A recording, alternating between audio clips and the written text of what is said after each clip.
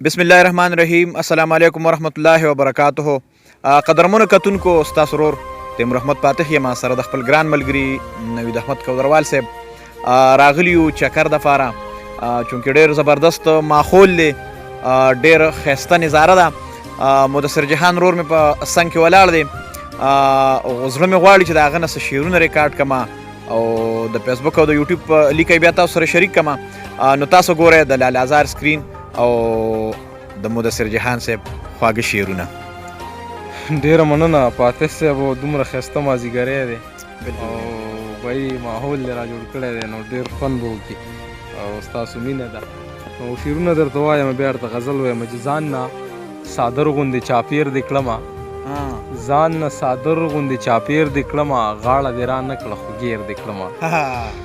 چې لږ تریخ شوی وم توکلی دې وم، چې لږ تریخ شوی وم توکلی دې وم، اوس چې در خوږ شومه نو تیر دې کړمه،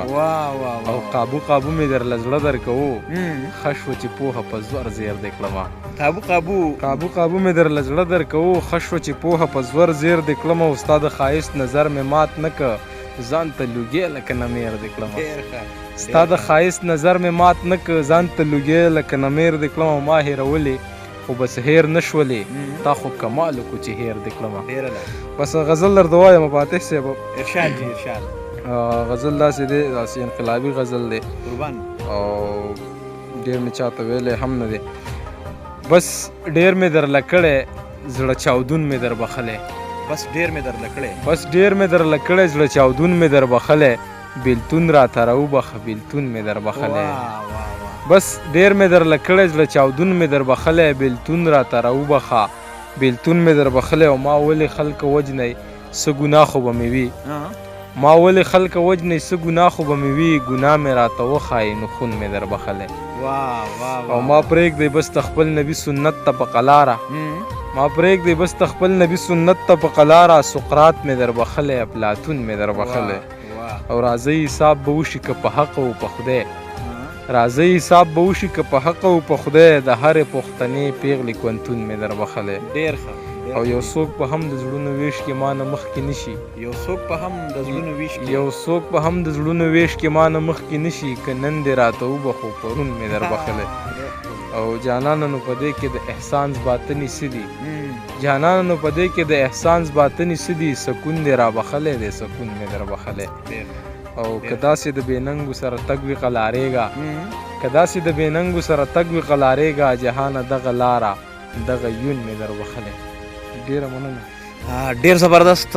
واقعي خبره ده، حقیقت خبره ده. جهان صاحب ډېر د لوړ او ډېر د خوږ فکر څښتن یې. الله دې راته لره، الله دې فکر مه کمزورې کوه، الله تعالی دې راته داسې لره چې قلم دې همدغه شان چمتو وي او قلم کې دې طاقت وي. جهان صاحب په اخره کې زمونږ د لال آزار ټي وي کتونکو ته او مینوالو ته څه پیغام ورکول غواړې؟ نو فاتح صاحب کتونکو ته به دا ووایم چې یاره دا ټي وي زمونږ خپل ټي وي دی، بس داسې دی لکه زه چې یم او زما ټي وي وي، ځکه چې زما پکې دا دویم پروګرام دی. انشاءالله زه به کوشش کوم که تاسو ما نه زه به تاسو ته یم چې یاره پروګرام ریکارډ کوم، بالکل جمله، او لکه زما بالکل یو خپل ټي وي دی. نو انشاءالله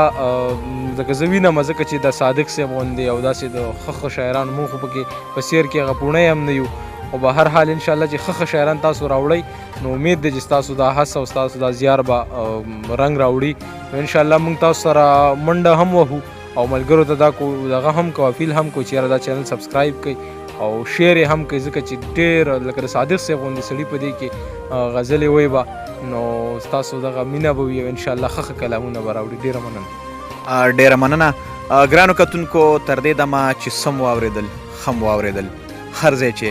هاد و آباد اوسئ، په پاک الله م سپارمه، د الله په امان.